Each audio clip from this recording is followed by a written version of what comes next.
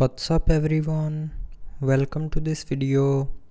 In this video I will show you how to fix the music app failed to play tracks error in your Xiaomi phone. So to fix this issue, first of all try restarting your phone.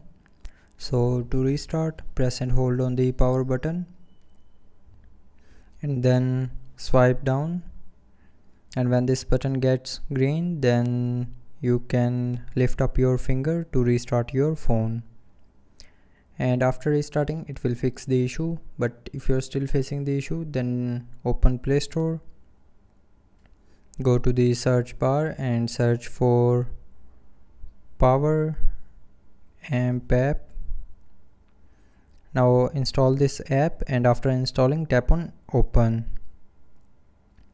Now you can use this app to play tracks without any error. So that's how you can fix the music fail to play tracks error in Xiaomi phone. So I hope you liked the video. Thanks for watching.